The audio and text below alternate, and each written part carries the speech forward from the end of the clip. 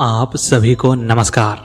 एक अनुरोध के साथ इस वीडियो को प्रारंभ करना चाहूंगा कि आप इस वीडियो को अंत तक अवश्य देखिएगा, क्योंकि इस वीडियो में आदि गुरु शंकराचार्य जी के जीवन में घटित सभी प्रमुख घटनाओं को संक्षिप्त रूप में पेश करने की कोशिश की गई है। साथ ही माता उभय भारती और मंडन मिश्र के साथ हुए उनके शस्त्रार्थ को भी एक समुचित रूपरेखा के साथ प्रस्तुत किया गया है। साथ ही एक अग्रिम क्षमा भी चाहता हूं कि यदि आपको शास्त्रार्थ की जगह शस्त्रार्थ सुनाई दे तो इसके लिए मेरे उच्चारण दोष को माफ कीजिएगा। तो आइए इसे प्रारंभ करते हैं।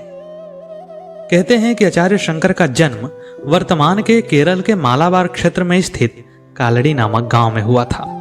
इनके जन्म की कथा भी बड़ी रोचक है। आचार्य शंकर के माता पिता ने पुत्र प्राप्ति हेतु भगवान रुद्र की घोर तपस्या की। एक दिन भगवान शंकर ने उन्हें स्वप्न में दर्शन दिया और कहा कि कैसा पुत्र चाहते हो, दीर्घायु गुणहीन पुत्र अथवा अल्पायु असाधारण गुणी पुत्र।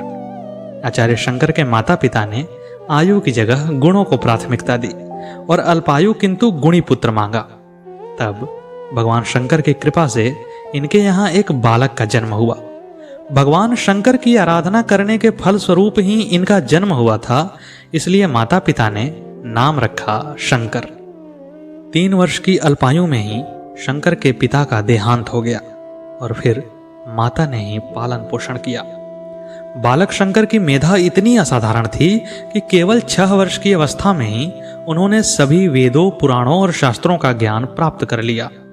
जब वे 7 वर्ष के थे तो एक बार भिक्षा मांगने के लिए एक दरिद्र बुढ़िया की कुटिया में जा पहुंचे। उस बुढ़िया के पास अन्न का एक भी दाना नहीं था। उसने अपने घर में पड़े हुए आंवले के एक फल को बालक के हाथों में रख दिया और कहा कि भिक्षा के नाम पर उसके पास देने के लिए बस यही है। बुढ़िया की गरीबी को देखकर उस 7 वर्ष के बालक का हृदय द्रवित हो उठा और उस बालक ने तुरंत ही लक्ष्मी स्तोत्र की रचना की। उस स्तोत्र से माता लक्ष्मी इतनी प्रसन्न हुई कि उस बालक के कहने पर बुढ़िया को धन्य धान्य से भरपूर कर दिया। 8 वर्ष की आयु में बालक शंकर ने संन्यास लेने का निश्चय किया, किंतु संन्यास ग्रहण करने के बीच में इनकी माता एक अवरोध की तरह थी। वे कभी नहीं चाहती थीं कि जिस पुत्र को उन्होंने इतनी प्रार्थना के बाद प्राप्त किया है और जिसे पिता के निधन के बाद इतने जतन से पाला और पोसा है, वो सन्यासी हो जाए। इससे शंकर धर्म संकट में पड़ गए, क्योंकि वे माता की अवज्ञा भी नहीं करना चाहते थे और सांसारिक बंधनों में बंधकर भी नहीं रहना चाहते थे। लेकिन कहते हैं कि इसी के लिए भगवान ने एक बड़ी ही सुंदर सी लीला रची। एक बार बालक शंकर अपने माता के साथ नदी में स्नान कर रहे थे। माता किनारे पर बैठी कपड़े धो रही थीं और बालक शंकर नदी की बीच धारा में किलोल कर रहे थे। तभी बालक शंकर के पैर को एक मगरमच्छ ने पकड़ लिया। उनके बचने का कोई भी रास्ता नहीं दिख रहा था। अपने अंतिम समय में बालक शंकर ने चिल्लाते हुए कहा कि माँ, मुझे अब तो सन्यास की अनुमति दे दो। मेरा अंत समय आने वाला है, मैं कुछ ही क्षण सन्यासी के रूप में जी लूं। माता के पास कोई चारा नहीं था। उन्होंने बालक को सन्यास लेने की अनुमति दे दी। लेकिन तभी एक आश्चर्यजनक घटना घटी। उस मगरमच्छ ने बालक के पैर को छोड़ दिया, लेकिन तब तक आचार्य शंकर को सन्यास की अनुमति मिल चुकी थी।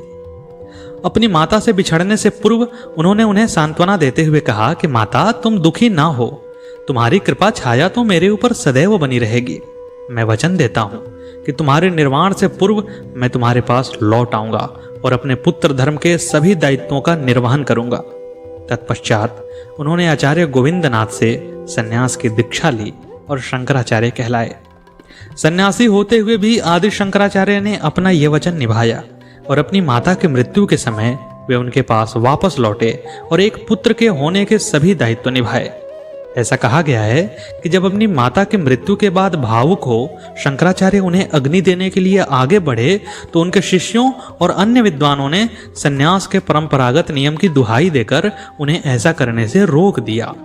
तब उन्होंने कहा कि अपनी माता को मुखाग्नि देना धर्म के विपरीत नहीं है, किंतु आप सभी की इच्छा है, इसी कारण आपकी सम्मति मिलने तक मैं अपनी माता को मुखाग्नि नहीं दूंगा।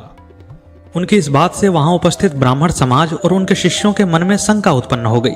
उन्होंने पूछा कि हे आचार्य, जब आपने पुनः माता के पास लौटकर एक बार सन्यास का नियम भंग कर ही दिया है, तो फिर उन्हें मुखाग्नि देने के लिए समाज की सम्मति क्यों चाहते हैं? तब शंकराचार्य ने कहा हे सज्जनों, अभी मैं सन्यास के नियमों से बंधा हुआ हूं, इसलिए अपनी माता को मुखाग्नि नहीं दे पा रहा हूं। किंतु जब मैंने अपनी माता को वचन दिया था उस समय मैं सन्यासी नहीं था और इसलिए अपने वचन के पालन हेतु मैं अपनी माता के पास लौटा। उनका ये उत्तर सुनकर सभी धन्य धन्य कहने लगे और उन्हें अपनी माता को मुखाग्नि देने की अनुमति प्रदान कर दी।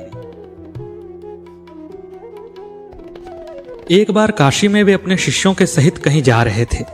मार्ग में उन्हें एक चंडाल लेटा हुआ मिला। उनके शिष्यों ने उसे हटाने की बहुत कोशिश की, लेकिन चंडाल टस से मस नहीं हुआ। तब आदि शंकराचार्य स्वयं आगे आए और कहा कि मैं पवित्र ब्राह्मण हूं और तुम अपवित्र चंडाल हो, तुम्हें मार्ग छोड़कर हट जाना चाहिए। इस पर चंडाल ने कहा, किसे हटाऊं, शरीर को या आत्मा को, आकार को या निराकार को, सीम को अथवा असीम को। ये सुनकर शंकराचार्य आश्चर्य में पड़ गए। उनकी विद्वता को देखकर उन्होंने उस चंडाल को अपना गुरु स्वीकार कर लिया। ब्राह्मण होकर चंडाल की गुरुता स्वीकार करना उनकी आंतरिक शुद्धि को दर्शाता है। ऐसा भी कहा जाता है कि चंडाल का रूप धरकर स्वयं भगवान शंकर उन्हें ज्ञान देने आए थे। जब वे युवा हुए तो उनके ज्ञान का प्रकाश पूरे आर्यावर्त में फैल गया।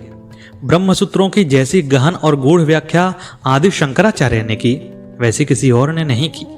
इसके अतिरिक्त इन्होंने सभी उपनिषदों पर गहन शोध किया और उन पर अलग अलग भाष्य लिखे। इसीलिए कहा जाता है कि सतयुग में मनु, त्रेता में दत्तात्रेय, द्वापर में वेद व्यास और कलयुग में आदि शंकराचार्य का ज्ञान के प्रसार में जो योगदान है वैसा किसी और का नहीं है। आदि शंकराचार्य ने केवल 12 वर्ष की आयु तक 240 से अधिक ग्रंथों की रचना कर ली थी। इन्होंने ही श्री शिव पंचाक्षर स्तोत्र की रचना की। इनका एक विश्व प्रसिद्ध ग्रंथ है विवेक चूड़ामणि। इसी ग्रंथ का एक सुप्रसिद्ध श्लोक है, वाक्य ब्रह्म सत्यम जगत मिथ्या जीवो ब्रह्मैव नापरः। अर्थात ब्रह्म सत्य है, जीवन मिथ्या है, जीव और ब्रह्म में कोई अंतर नहीं है। उनका यह सूत्र अद्वैत वेदांत का एक प्रमुख सूत्र है। मिथ्या जगत की बात करने के बाद भी आदि शंकराचार्य ने 12 ज्योतिर्लिंगों, 51 शक्तिपीठों और 4 विष्णु धामों की एक ऐसी महान यात्रा की जो पूरे आर्यावर्त को एक सूत्र में पिरोने वाली थी। भारत जो सदा से विविधताओं से भरा हुआ था, उसके अंदर ऐसी यात्रा करके आदि गुरु शंकराचार्य ने यह सिद्ध कर दिया कि भारत के अंदर विविधताओं के रहते हुए भी एकता और अखंडता का स्रोत बहा करता है। अपने गुरु से योग की शिक्षा और 3 वर्ष के गहन अध्ययन के बाद आदि शंकराचार्य ने उनकी आज्ञा लेकर काशी की यात्रा की। यहाँ पर उन्होंने असंख्य विद्वानों को बात ही बात में परास्त कर दिया। किंतु उनका जो सर्वाधिक प्रसिद्ध शास्त्रार्थ का वर्णन आता है वो बिहार के मंडन मिश्र और उससे भी कठिन प्रतियोगिता मंडन मिश्र की पत्नी उभय भारती के साथ आता है। जब उत्तर भारत के सभी बड़े विद्वान शंकराचार्य के हाथों परास्त हुए तो उन्होंने उन्हें चुनौती दी कि वे मंडन मिश्र को शास्त्रार्थ में परास्त कर दिखाएं। तब आदि शंकराचार्य बिहार के महिषी अथवा माहिष्मती नामक स्थान पर पहुंचे, जहां मंडन मिश्र अपनी पत्नी उभय भारती के साथ रहते थे। मंडन मिश्र देश के प्रख्यात विद्वान थे और आज तक कोई उन्हें शास्त्रार्थ में पराजित नहीं कर पाया था। गांव में पहुंचकर आचार्य शंकर ने गांव वालों से मंडन मिश्र के विषय में पूछा। तब लोगों ने बताया कि आप इसी रास्ते आगे बढ़ते रहें, आपको स्वयं ही उनके घर का पता चल जाएगा। तब शंकराचार्य घूमते हुए एक ऐसे घर पहुंचे जहां पशु पक्षी भी वेद मंत्रों का पाठ कर रहे थे। उसे देखकर शंकराचार्य आश्चर्यचकित रह गए और समझ गए कि यही मंडन मिश्र का घर है। जब आचार्य शंकर वहां पहुंचे तो मंडन मिश्र और उभय भारती ने उनकी बड़ी आवभगत की। उसके बाद शंकराचार्य ने मंडन मिश्र को शास्त्रार्थ के लिए चुनौती दी, जिसे मंडन मिश्र ने हंसते हुए स्वीकार कर लिया। शर्त यह तय हुआ कि यदि आचार्य शंकर विजेता होते हैं तो मंडन मिश्र उनका शिष्यत्व स्वीकार कर लेंगे और गृहस्थ आश्रम को छोड़कर सन्यासी हो जाएंगे, तथा यदि मंडन मिश्र विजेता होते हैं तो आचार्य शंकर को उनका शिष्य बनना पड़ेगा। दोनों ने शर्त स्वीकार कर लिया और शास्त्रार्थ का समय भी तय हो गया। पर एक दुविधा थी कि 2 महापंडितों के मध्य हो रहे इस विवाद का निर्णयकर्ता कौन हो। तब शंकराचार्य ने ही कहा कि आप अपनी पत्नी को निर्णय करने दीजिए, वे सही सही बताएंगी कि कौन विजयी हुआ। उनकी ये बात सबने मान ली। फिर एक शुभ तिथि को अनेक विद्वानों के बीच भारती ने निर्णायिका का पद ग्रहण किया।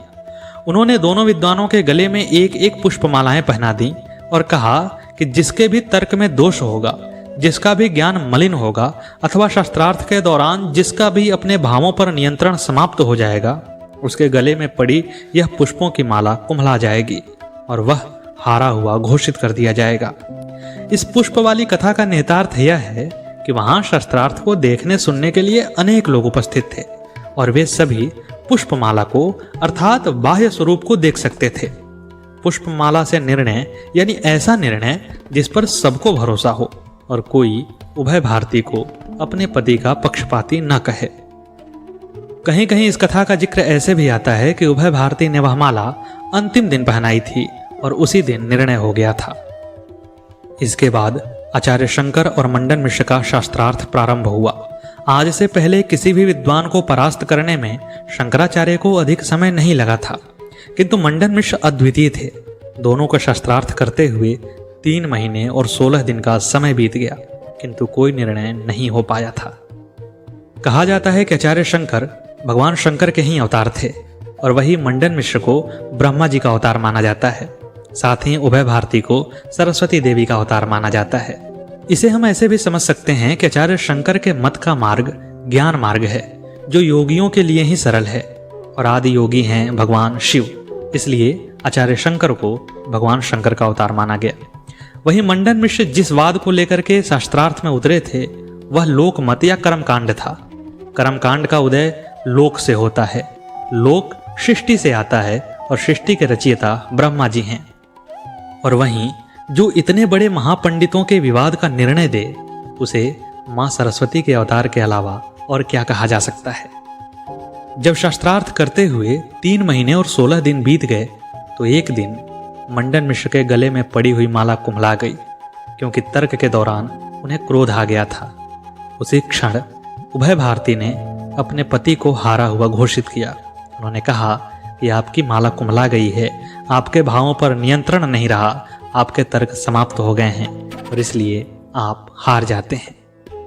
तब तक मंडन मिश्र ने भी आचार्य शंकर के प्रभाव को जान लिया था। उन्होंने अपनी पराजय स्वीकार करते हुए कहा कि हे भगवान, अब मैंने आपको जान लिया है। आप संसार के कारणभूत हैं, समस्त विशेषों से रहित हैं। ज्ञान मात्र स्वरूप होते हुए भी आपने अज्ञानियों के उद्धार के लिए ही यह शरीर धारण किया है। वस्तुतः आप शरीर से रहित हैं। हे आचार्य, कर्म रूपी यंत्र पर चढ़कर मैं तप, शास्त्र, घर, स्त्री, पुरुष, भृत्य तथा धन आदि में अभिमान रखकर संसार रूप कूप में गिरा हुआ था। उससे आपने मेरा उद्धार कर लिया।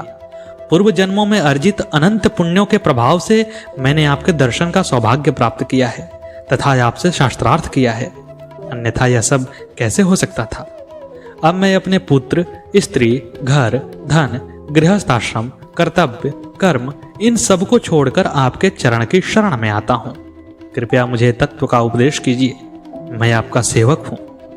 इस प्रकार जब बुद्धिमान मंडन मिश्र जी ने विनीत तथा मधुर शब्दों से आचार्य श्री शंकर का वर्णन किया, तब जितेंद्रिय श्री शंकर ने मंडन पर दया दृष्टि करते हुए उनकी स्त्री की ओर देखा। आचार्य के आशय को समझकर उभय भारती बोली, हे यतीन्द्र, मैं आपके अभिप्राय को समझती हूँ। मैंने इस भावी घटना को अपने बचपन में ही एक तपस्वी के द्वारा जान लिया था। एक समय मैं अपनी माता के पास बैठी हुई थी, तब एक कांतिमान तपस्वी वहां पर आए। माता ने उनका आतिथ्य सत्कार कर लेने पर उनसे पूछा कि हे त्रिकालदर्शी महात्मन, मैं इस पुत्री के भाग्य के विषय में कुछ पूछना चाहती हूँ। इसकी आयु कितनी होगी, कितने पुत्रों तथा कैसे पति को यह प्राप्त करेगी, धन धान्य संपन्न होकर यह कितने यज्ञ करेगी।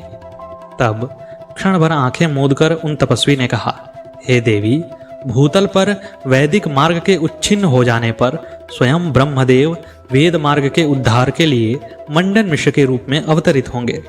जिस प्रकार पार्वती जी ने श्री शंकर जी को, लक्ष्मी जी ने श्री विष्णु को प्राप्त किया, उसी प्रकार तुम्हारी कन्या भी अपने अनुरूप मंडन को पति रूप में पाकर समस्त यज्ञों को संपन्न करते हुए अपने पुत्रों के साथ बहुत दिनों तक प्रसन्न रहेगी। फिर इस लोक में दुष्ट मतों द्वारा नष्ट हुए उपनिषद सिद्धांत को स्थिर करने के लिए स्वयं आदिदेव महादेव नर रूप लेकर अपने चरणों से इस भूतल को अलंकृत करेंगे। उस यति वेशधारी शंकर के साथ तुम्हारी कन्या के पति का शास्त्रार्थ होगा, जिसमें इसका पति परास्त होकर गृहस्थ आश्रम का त्याग कर संसार को शरण देने वाले आचार्य शंकर की शरण में चला जाएगा। इतना कहकर वे तपस्वी तो चले गए। हे विद्वान, वे सभी वचन उनके आज सत्य हुए हैं, तो यह वचन कैसे मिथ्या होगा? परंतु हे आचार्य, अब तक आपने पंडितों में श्रेष्ठ मेरे पति को पूरी तरह से नहीं जीता है, क्योंकि मैं उनकी अर्धांगिनी हूं और आपने अभी तक मुझे नहीं जीता है।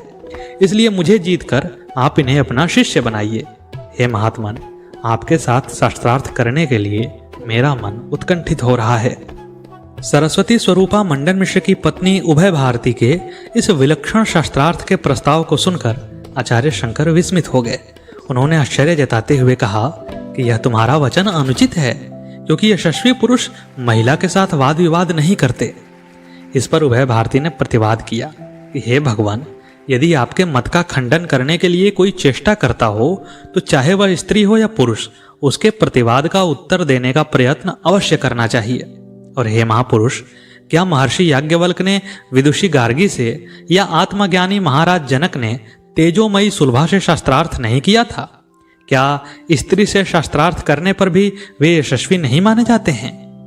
तब उभय भारती के युक्ति युक्त वचनों को सुनकर श्रुति रूपी नदियों से पूर्ण समुद्र के समान आचार्य श्री सर्वज्ञ शंकर जी ने सरस्वती उभय भारती के साथ शास्त्रार्थ करना स्वीकार कर लिया। तत्पश्चात एक दूसरे को जीतने के लिए उत्सुक शंकर और सरस्वती में वह शास्त्रार्थ प्रारंभ हुआ जिसमें बुद्धि की चतुरता से शब्द की झड़ी लग रही थी। इन दोनों के विचित्र पद विन्यास और युक्तियों से भरे कथन को सुनकर लोगों ने न तो शेषनाग को ही कुछ गिना, न सूर्य को, न बृहस्पति को, न शुक्राचार्य को। संसार में दूसरों की तो बात ही क्या है। संध्या वंदन आदि में निश्चित काल को छोड़कर न दिन में और न रात में ही यह शास्त्रार्थ रुका। इस प्रकार शास्त्रार्थ करते हुए इन दोनों विशिष्ट विद्वानों में 17 दिवस बीत गए। उनके मध्य जब सभी शास्त्रों के विवादों का निपटारा हो गया, तब उभय भारती ने अनादि सिद्ध समस्त वेदों और समस्त शास्त्रों के ज्ञाता आचार्य शंकर को अज्ञेय समझकर अपने मन में यह विचार किया कि अत्यंत बाल्यावस्था में ही इन्होंने संन्यास ग्रहण किया है और श्रेष्ठ नियमों से कभी हीन नहीं हुए हैं। अतः काम शास्त्र में इनकी बुद्धि प्रवेश नहीं कर सकती है, इसलिए मैं इसी शास्त्र के द्वारा इन्हें जीत लूंगी। ऐसा निश्चय कर उभय भारती ने आचार्य शंकर से प्रश्न किया कि काम की कलाएं कितनी हैं, उनका स्वरूप कैसा है, शरीर और शरीर के बाहर वे कलाएं किन किन स्थानों पर निवास करती हैं, स्त्री और पुरुष के कौन कौन से प्रमुख अंग कामदेव के निवास स्थल माने जाते हैं, शुक्ल पक्ष या कृष्ण पक्ष में उनकी स्थिति कहाँ कहाँ रहती है, युवती में तथा पुरुष में इन कलाओं का निवास किस प्रकार से होता है। इन प्रश्नों को सुनकर आचार्य शंकर धर्म संकट में पड़ गए। बहुत विचार करने पर भी वे कुछ नहीं बोले, क्योंकि वे सोच रहे थे कि उन कलाओं के विषय में कुछ ना कहूं तो अल्पज्ञ बनता हूं, और यदि उत्तर देता हूं तो मेरे संन्यास धर्म का नाश होता है। अंततः उन्होंने कहा कि हे सौम्य, यद्यपि इस शरीर से भी काम शास्त्र का परिशीलन करने पर वह मेरे लिए दोषकृत नहीं होगा, लेकिन फिर भी मैं श्रेष्ठ पुरुषों के मार्ग का परिपालन करने के लिए दूसरे के शरीर को प्राप्त कर अपने प्रश्न का उत्तर देने का प्रयत्न करूंगा। इसके लिए मुझे 1 माह का समय दीजिए। विदुषी भारती ने आचार्य शंकर की उस बात को स्वीकार कर लिया। तब आचार्य शंकर हिमालय की तराई में गए और अपने शिष्यों से कहा कि हे शिष्यों, यह देखो, यह सुंदर गुफा दिखाई दे रही है, जिसके आगे एक समतल शिला पड़ी है। उसके निकट ही स्वच्छ जल वाली फल वाले वृक्षों से शोभित यह तराई शोभा दे रही है। आप लोग यहीं पर रहकर मेरे शरीर की सावधानी से रक्षा करें, जब तक मैं इस अमरूक राजा के शरीर में प्रविष्ट होकर काम कला का अनुभव न कर लूं। अमरूक राजा वहीं बगल के राज्य का एक राजा था, जिसकी मृत्यु उसी दिन हुई थी। इस प्रकार शिष्य वर्ग को समझाकर आचार्यपाद ने उस गुफा में अपने शरीर को छोड़कर केवल योग शरीर से राजा अमरूक के शरीर में प्रवेश किया, और लगभग 1 माह तक राजा के शरीर में रहते हुए उन्होंने काम शास्त्र के सभी सिद्धांतों का अनुभव प्राप्त किया। और जब वे लौटकर पुनः भारती जी के पास आए तो भारती जी ने उनसे शास्त्रार्थ नहीं किया, बल्कि उन्होंने उन्हें प्रणाम करके कहा कि मुझे पता है कि आप हर तरह की विद्या में पारंगत हो चुके हैं। मेरा लक्ष्य बस इतना ही था कि एक ब्रह्मचारी को भी गृहस्थ के बारे में जानकारी होनी चाहिए और मैं अपने लक्ष्य में कामयाब हुई।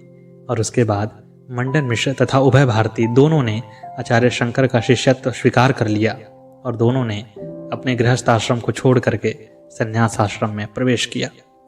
तो दोस्तों, यह थी आचार्य शंकर की पूरी कहानी। कैसी लगी आपको कमेंट बॉक्स में जरूर बताइएगा। मिलते हैं नए वीडियो में नई प्रस्तुति के साथ। तब तक के लिए नमस्कार।